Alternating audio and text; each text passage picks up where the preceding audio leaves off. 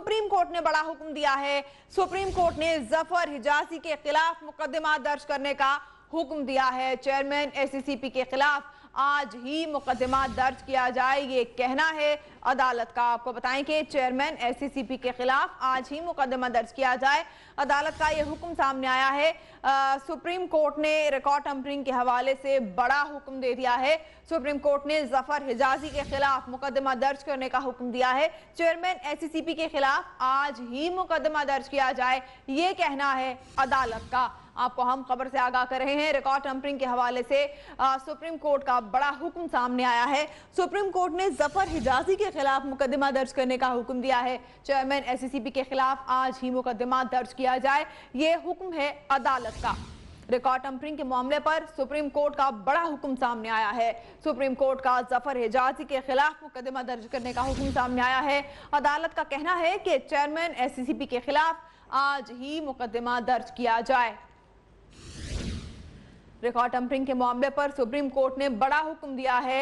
अदालत का कहना है कि जफर हिजाजी के खिलाफ मुकदमा दर्ज करने का हुक्म दिया जाए। बशीर चौधरी हमारे साथ हैं, उनसे बात करते हैं। बशीर चौधरी, एक बड़ा हुक्म सामने आया है अदालत की जानिब से रिकॉर्ड टैंपरिंग के हवाले से कि जफर हिजाजी के खिलाफ मुकदमा दर्ज करने का हुक्म दिया गया है। जी बिल्कुल, सुप्रीम कोर्ट के अमल दरामद बेंच ने अपने इब्तिदा में ही दो बड़े अहम फैसले जो है वो किए हैं। एक तो हुसैन नवाज की दरख्वास्त निपटाकर इख्तियार जो रिपोर्ट जो तस्वीर लीक करने वाले जिम्मेदार का नाम पब्लिक करने का इख्तियार जो है वो वफाकी हुकूमत को दिया है और हुकूमत से कहा है कि अगर वो चाहती है तो वो कमीशन बना ले, क्योंकि सुप्रीम कोर्ट का ये दायर इख्तियार नहीं है। साथ ही जो रिकॉर्ड एसीसीपी में रिकॉर्ड टैंपरिंग का मामला था उस पर भी जो है वो अदालत ने बड़ा हुक्म किया है और जब जो ही समाज शुरू हुई तो अटार्नी जनरल ने FIA की रिपोर्ट पढ़कर अदालत में सुनाई, जिसमें उन्होंने कहा कि FIA ने रिकॉर्ड टैंपरिंग में जफर हिजाजी को जो है वो जिम्मेदार करार दिया है और उनके खिलाफ मुकदमा दर्ज करने की तजवीज़ दी है, सिफारिश की है, जिस पर अदालत ने कहा कि एक तो रिकॉर्ड टैंपरिंग हुई, दूसरा जफर हिजाजी ने जो है वो अदालत के सामने झूठ बोला, गलत बयानी की कि पहले उन्होंने कहा कि उनका इस मामले से कोई ताल्लुक नहीं और बाद में उन्होंने कहा कि उनका रिकॉर्ड टैंपरिंग से भी कोई ताल्लुक नहीं, जबकि उन्होंने अपने मातहतों को जो है वो इस्तेमाल किया और उन पर दबाव डाला था। अदालत ने अटार्नी जनरल को मुखातिब करते हुए कहा कि उनके खिलाफ आज ही मुकदमा जो है वो दर्ज होना चाहिए, जिस पर अटार्नी जनरल ने जवाब दिया कि उन्होंने उनकी बात सुन ली है। अदालत का ये कहना था कि ये भी आज ही जो है वो इस तहकीकात में और इस मुकदमे के साथ ये भी पता चलाना चाहिए कि रिकॉर्ड टैंपरिंग किसके हुक्म पर की गई, जिस पर अटार्नी जनरल ने कहा कि जिसके हुक्म पर भी रिकॉर्ड टैंपरिंग हुई उसका भी जो है वो उसके खिलाफ भी तहकीकात होंगी, जिस पर जस्टिस फजल सईद ने कहा कि छोड़ो यार अटार्नी जनरल क्या बात करते हो। उसके बाद जो है वो जो वकील हैं जफर हिजाजी के जो आज उनके बिहाफ पर अदालत में पेश हुए, उन्होंने कहा कि जो टैंपरिंग हुई है ये JIT बनने से 10 माह कबल हुई थी, जिस पर जस्टिस एजाजुल हसन ने कहा कि मसला वक्त नहीं है बल्कि रिकॉर्ड टैंपरिंग है और रिकॉर्ड टैंपरिंग एक जुर्म है जिसके खिलाफ तहकीकात होंगी। इसके बाद अदालत ने जो है वो वफाकी हुकूमत को हिदायत की है कि जफर हिजाजी के खिलाफ आज ही मुकदमा दर्ज किया जाए। इस वक्त समाप्त जारी है। जी इरफान मलिक भी हमारे साथ हैं। इरफान, जैसे कि बशीर चौधरी बता रहे थे कि ये एतराफ़ किया गया है अदालत में कि रिकॉर्ड टैंपरिंग की गई है और अदालत का कहना है कि वक्त मैटर नहीं करता, ये मसला है कि रिकॉर्ड में रद्दोबदल या टैंपरिंग क्यों की गई है, इसलिए मुकदमा आज ही दर्ज किया जाए। जी बिल्कुल, देखिए इस जफर हिजाजी और securities and exchange commission of Pakistan के मामले पर अदालत ने सख्त नोटिस लिया है और जो हुकूमत की तरफ से कहा गया था कि मुकदमा दर्ज करने की हिदायत कर दी गई है, उस पर सुप्रीम कोर्ट ने यह कहा है कि ये मुकदमा आज ही दर्ज किया जाए, क्योंकि ये एक इंतहाई संजीदा मामला है और एक बड़े मुकदमे में तहकीकात में रुकावट डालने की कोशिश की गई है। इसके साथ साथ मैं आपको ये भी बताऊं कि एक बड़े मीडिया ग्रुप की तरफ से जो रिपोर्टिंग की जा रही थी उस पर भी सुप्रीम कोर्ट ऑफ पाकिस्तान ने एक्शन ले लिया है और ये सत्कार किया है कि JIT और अदालती कार्रवाई के हवाले से ये मीडिया ग्रुप कैसे खबरें शाया करता रहा और अदालत की तरफ से ये भी कहा गया है कि इनमें से अक्सर खबरें बेबुनियाद थी। एक और इंकशाफ भी इस समात के दौरान हुआ है कि इसी बड़े शाती इदारे के एक रिपोर्टर ने जो अमल दरामद बेंच है उसके सरबराह जस्टिस एजाज अफजल को टेलीफोन करके मालूमात लेने की कोशिश भी की थी, जिस पर आज अदालत की तरफ से ये रिमार्क सामने आए हैं कि इस रिपोर्टर ने ये जुर्रत कैसे की कि वो अदालती बेंच के सरबराह जस्टिस एजाज अफजल को फोन करें और फोन करके उनसे मालूमात हासिल करने की कोशिश की गई अब इस हवाले से ये भी कहा गया है कि अदालत आर्डर कुछ देती है, मीडिया कुछ चला देता है, ये तरीकाकार इंतहाई गलत है। और ये भी उन्होंने पूछा कि सुप्रीम कोर्ट, उन्होंने ये भी कहा कि इस मीडिया ग्रुप को ये बताना होगा कि सुप्रीम कोर्ट ने कब ISI को ये हुक्म दिया कि वो JIT के हवाले से मामलात को देखे। उन्होंने कहा कि इस अखबार में ये स्टोरी छापी गई थी कि तमाम मामलात जुडिशल अकेडमी के ISI के अफसरान देख रहे हैं, और उस पर अदालत से आज ये सवाल पूछा है कि ये वाजे किया जाए कि अदालत ने कब ISI को ये हुक्म दिया था कि वो JIT के मामलात को देखे। जस्टिस एजाज अफजल की तरफ से ये भी कहा गया है कि जब उस रिपोर्टर ने उन्हें फोन करने की कोशिश की तो जवाब में उसने ये लिखा कि जस्टिस एजाज अफजल ने कोई जवाब ही नहीं दिया। इस पर बड़े सख्त रिमार्क्स आए हैं जस्टिस शेख अजमत सईद की तरफ से कि ये नई ट्वीट भी आएगी कि जजेस को साफी ने फोन करेंगे और ये तरीकाकार इंतहाई गलत है। उनका कहना था कि जज को, जो कि इस इंतहाई अहम मुकदमे को सुन रहा है, उसको बराह रास्त फोन करना तौहीन अदालत के मुतरादिफ है और इस पर कार्रवाई होनी बहुत जरूरी है। ये भी शेख अजमत सईद की तरफ से आया कि एक वजीर आजम ने अदालत को खत लिखा तो वो तौहीन अदालत का केस बना था। जब वजीर आजम के खत लिखने पर तौहीन अदालत का केस बन सकता है तो एक सहाबी जज को कैसे फोन कर सकता है, ये भी तौहीन अदालत के जुमरे में आता है और इस पर अदालत नोटिस ले सकती है। अब ये मामला देखा जा रहा है कि जो मुख्तलिफ खबरों में एक ही मीडिया ग्रुप की तरफ से मुख्तलिफ खबरें चलाकर अदालती कार्रवाई और JIT पर असरअंदाज होने की कोशिश की गई, उस पर अदालत ने इस मीडिया ग्रुप के रिपोर्टर को न सिर्फ रोस्टम पर बुला लिया है बल्कि उनसे ये भी पूछा है कि उनके चीफ एडिटर और मालकान सब कौन कौन हैं और उनकी क्या क्या जिम्मेदारी है। अदालत से ये भी कहा है कि इस मामले को अदालत किसी भी सूरत छोड़ेगी नहीं क्योंकि ये एक इंतहाई संजीदा मामला है और मुकदमे की समाअत के दौरान अदालती बेंच के सरबराह को फोन करके इस रिपोर्टर ने दरहकीकत तौहीन अदालत की है और इस सिलसिले में अगर ये तौहीन अदालत पर अदालत नोटिस लेगी और सख्त कार्रवाई करेगी। अदालत ने यह भी कहा है कि अब इस मामले का जवाब देना होगा कि ये तमाम बेबुनियाद खबरें कैसे चलती रही और इनको किस तरह निपटाया जा सकता है। ये जो वजीर आजम के खत की बात हो रही है, आपको याद होगा कि गुज़िश्ता दौरे हुकूमत में पीपल्स पार्टी के वजीर आजम की तरफ से एक खत लिखा गया था अदालत को और अदालत ने उस पर सख्त नोटिस लिया था और उनके इस खत को तौहीन अदालत के मुतरादिफ करार दिया था। उसी को कोट करते हुए जज साहबान ने ये कहा है कि जब एक वजीर आजम का खत तौहीन अदालत के जुमरे में आ सकता है तो एक सहाफी कैसे ये जुर्रत कर सकता है कि मुकदमे की समाअत के दौरान वो बेंच के सरबराह को फोन करके मालूमात हासिल करने की कोशिश करे। अब ये मामला बाकायदा तौर पर अदालत ने टेकअप कर लिया है और इस इदारे की जो रिपोर्टिंग थी उसके हवाले से सवालों जवाब किए जा रहे हैं और कहा जा रहा है कि पहले तो ये बताया जाए कि ये बेबुनियाद खबरें छापने की जुर्रत कैसे हुई और इन खबरों का उनके पास सबूत क्या है। ठीक है इरफान, आप हमारे साथ रहिए। बशीर चौधरी भी हमारे साथ हैं। बशीर चौधरी, जैसे कि बात हो रही है एक मीडिया हाउस की कि ये खबरें बेबुनियाद तौर पर लगाई गई, अब ये बताइएगा कि क्या इस हवाले से इस मीडिया हाउस को या जो रिपोर्टर जिन्हें तलब किया गया है उनके खिलाफ कार्रवाई की जा सकती है, क्या कार्रवाई हो सकती है? 7 रोज में तहरीरी जवाब जमा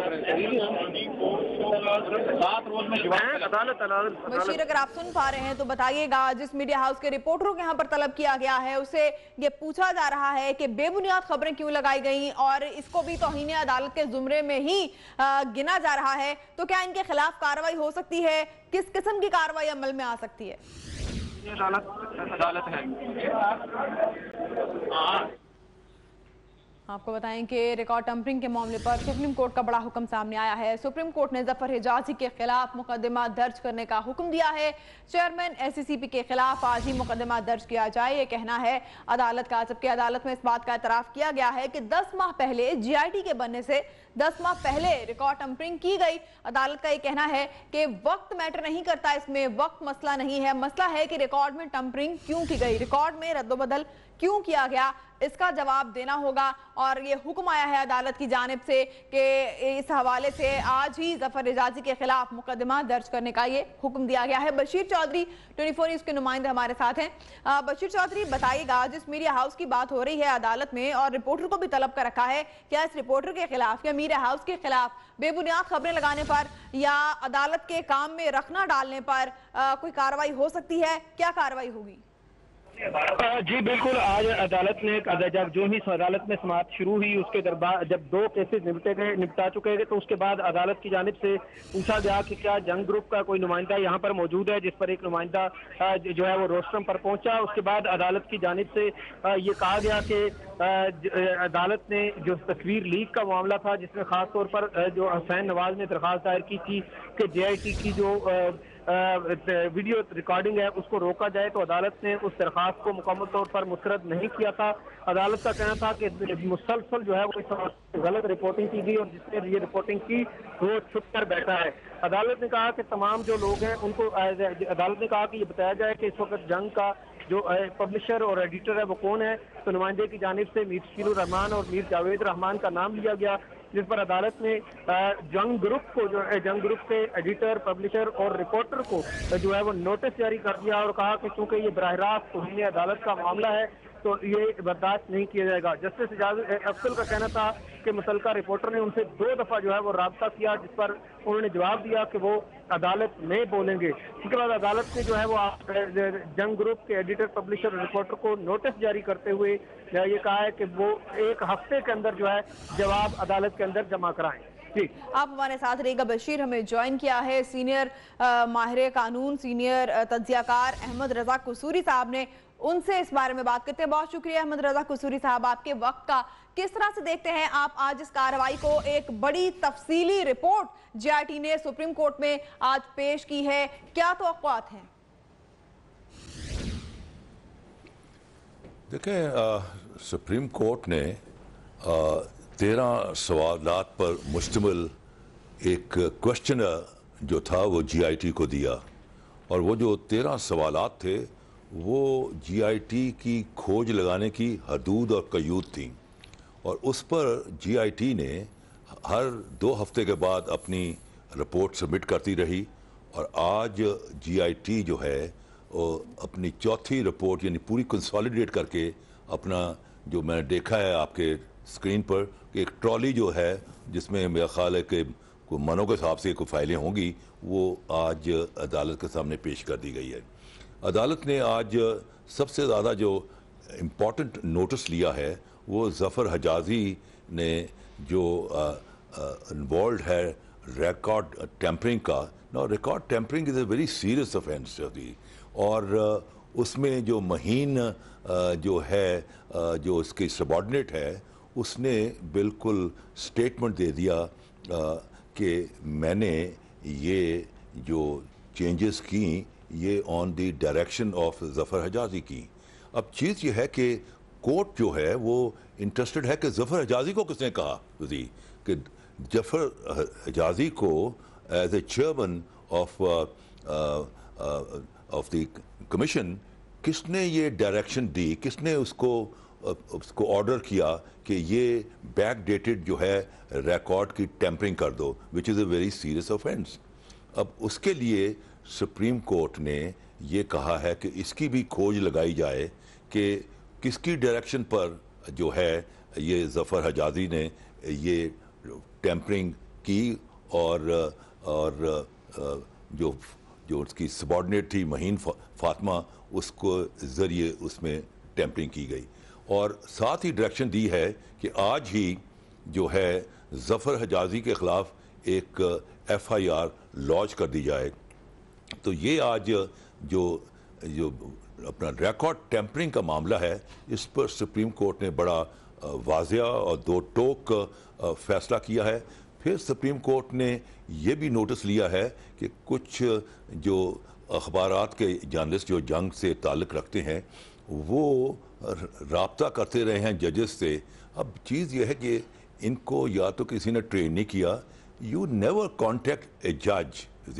जज को जो है वो चाहे सिविल जज हो या सुप्रीम कोर्ट का जज है, जज इज़ ए जज आप उसको कांटेक्ट नहीं कर सकते as a journalist. Journalist has a right and privilege and prerogative को वो प्राइम मिनिस्टर को कांटेक्ट कर सकता है, वो किसी पॉलिटिशियन को कर सकता है, या किसी अदारे के जो एग्जेक्टिव के अदारे उनके जो चीफ एग्जेक्टिव उसको कांटेक्ट कर, but he has got no right to contact the court. तो उस पर सुप्रीम कोर्ट ने बड़ा सीरियस नोटिस लिया है और ये भी पता किया है कि भाई इस अखबार के पब्लिशर कौन है, मालिक कौन है, और प्रॉबेबली उनको जो है कंटेम्प्ट ऑफ कोर्ट का नोटिस दिया जा रहा है। तो चीज़ ये है कि आज फिर तस्वीर के मामले में जो हुसैन नवाज की तस्वीर हुई उस पर भी कोर्ट ने कोई ज़्यादा कोई उसकी अहमियत नहीं दी। बहरहाल तो ये चंद एक चीज़ें हैं जो अभी तक सामने आई हैं, और मैं ये समझता हूँ कि ये एक बड़ी इन डेप्थ अपनी इन्वेस्टिगेशन हुई है। यहाँ जो कोर्ट ने जो है 7 महकमों पर मुश्तमिल एक GIT बनाई, और ये महकमे जो हैं ये स्टेट बैंक ऑफ पाकिस्तान है, security exchange commission of Pakistan है, FBR है, NAB है, FIA है, ISI है और MI। तो ये जो GIT है ये बड़ी मुनफरिद किस्म की GIT बनाई गई। इन माजी में जो GIT बनाई जाती थी वो एग्जेक्टिव बनाती थी, कोई सेक्रेटरी अपना इंटीरियर बना देता था, कोई मिनिस्टर ऑफ इंटीरियर बना देता था। लेकिन ये पहली दफ़ा सुप्रीम कोर्ट ने एक GIT तश्कील दी, क्योंकि सुप्रीम कोर्ट के 3 जजेस ने ये महसूस किया कि जो एविडेंस आया है जिसकी बुनियाद पर 2 जजेस ने ये कहा कि नवाज शरीफ ना सादिक है, ना अमीन है, ना सगेशियस है, बल्कि खाइन है।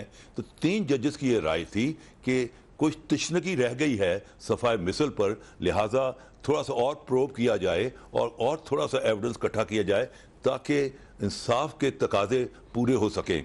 तो उस पर ये 6 महकमों पर सुप्रीम कोर्ट ने इसको तश्कील दिया, और इसको मैं जो बार बार कहता आया हूँ कि ये एक्सटेंशन ऑफ सुप्रीम कोर्ट थी, कि सुप्रीम कोर्ट के पास इतना वक्त नहीं होता कि वो एविडेंस कलेक्ट करे, क्योंकि supreme court is not a evidence collecting court. उसी एविडेंस जो होता है वो अपना जो है ट्रायल कोर्ट में आता है।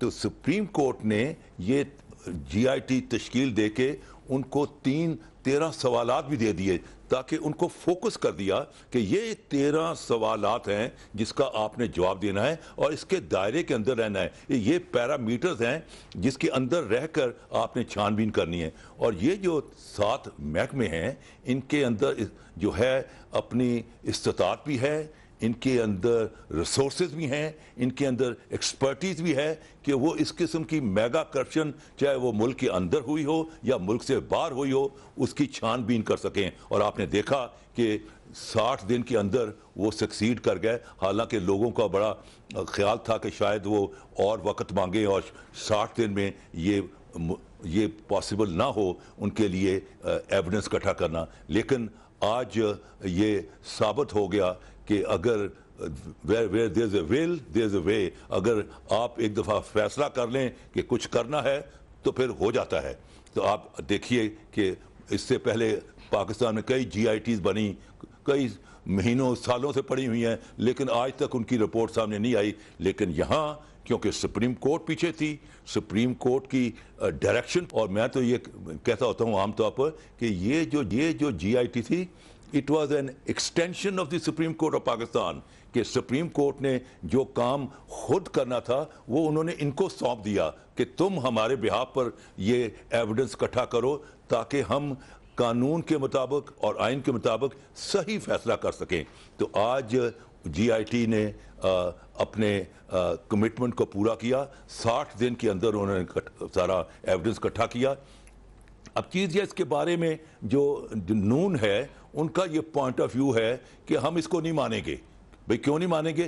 कि क्योंकि कतली शहजादे का एविडेंस नहीं आया। देखिए बात यह है कि कानून में ये लिखा हुआ है और ये सेटल्ड प्रिंसिपल है कि जो पार्टी अपने गवाहों के नाम देती है चाहे वो इन्वेस्टिगेटिंग एजेंसी के सामने दे या अदालत के सामने दे, तो ये उस पार्टी की जिम्मेदारी होती है कि वो अपने गवाहों को लेके आए।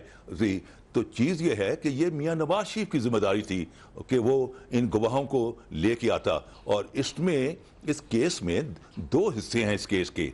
एक है अपना अपना जो ये पैसे कहाँ से आए उसी, और दूसरा ये है मनी लॉन्ड्रिंग। ये इसके दो हिस्से हैं। जहाँ तक पैसे कहाँ से आए, तो चीज़ यह कि वो पैसे कोई लाखों या करोड़ों में नहीं, वो अरबों में हैं। और इनके बच्चों ने वो जो कंपनियां खरीदी, नेल्सन नेस्कॉल वगैरह, उस पर अरबों की एक्सपेंडिचर है। और वो उस वक्त माइनर थे, तो कैसे पॉसिबल हो सकता है कि माइनर्स के पास पैसा कहाँ से आया? नेचुरली प्रिजम्पशन ये है, जुडिशियल प्रिजम्पशन ये है कि ये पैसे बाप ने भेजे, क्योंकि बाप was holding a public office. और उस जमाने में आपको याद है कि M2 जो इस्लामाबाद से लाहौर तक बन रही थी, जो कि अपना बिलियंस ऑफ डॉलर्स उस पर इन्वेस्टमेंट थी, तो वहाँ से किकबैक्स और वो सारे जो ठेके दिए वो पैसे वहाँ से गए। तो चीज़ ये है कि पहले तो जो थी मनी ट्रेल, जो थी पहला हिस्सा इसका केस का मनी ट्रेल है जो कि वो स्टैब्लिश नहीं कर सके। और दूसरा था मनी लॉन्ड्रिंग थी कि भाई अगर पैसे यहाँ आपने भेजे तो कैसे बाहर भेजे, क्या स्टेट बैंक के ज़रिए भेजे? और वो तो अगर भेजते तो वो तो लॉफुल होता। तो अगर आपने हुंडी या हवाला के ज़रिए भेजे तो दैट्स ए मनी लॉन्ड्रिंग। और दोनों जो हैं फेंसेस, यानी अपना पैसे जो हैं अपने बियॉन्ड योर मीन्स पैसे इकट्ठे करना और उसको मनी लॉन्ड्रिंग, दोनों जो हैं वो कॉग्निजेबल ऑफेंस हैं। वो ऑफेंसेस हैं जो कि 10 से जो कि जिसमें पुलिस जो है वो बगैर वारंट के गिरफ्तार कर सकती है। तो चीज़ ये है कि ये मामलात थे जो GIT के सामने थे, और GIT ने पूरी कोशिश की और उसको भी कहा अपना कतरी शहजादे को कि भाई आओ उसी, और अगर तुम नहीं आना चाहते तो तुम पाकिस्तान की एम्बेसी में आ जाओ, क्योंकि पाकिस्तान की जो एम्बेसी है वो पाकिस्तान का हिस्सा है। इसको कहते हैं extra territorial jurisdiction under the international law.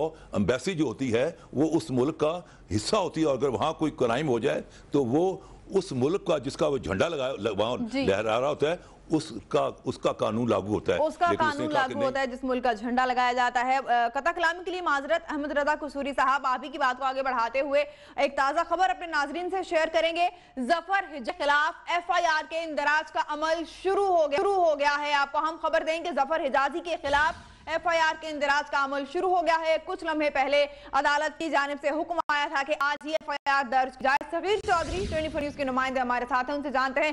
Sagir, बताएगा जफर हिजाजी के खिलाफ FIR के इंदराज का अमल शुरू हो चुका है? जी बिल्कुल, ये भी एक अहम डेवलपमेंट है कि जो ही अदालत उज़्मा का अहकामात हुए मुकदमा दर्ज करने के हवाले से चेयरमैन SECP जफर हिजाजी के खिलाफ, तो फौरी FIA का जो SIU यानी स्पेशल इन्वेस्टिगेशन यूनिट है वो एक्टिव हो गया, पूरी तरह मुतहर्रिक है। और जो FIR के इंदराज के लिए पहले ड्राफ्ट तैयार किया जाता है उसकी तैयारी का अमल शुरू हो चुका है। जो ड्राफ्ट की तैयारी हो रही है वो जो सुप्रीम कोर्ट में 28 सफ़ात पर मुश्तमिल FIA की खुसूसी टीम की जो एक रिपोर्ट दी गई थी उसकी रोशनी में जो है वो ड्राफ्ट तैयार किया जा रहा है।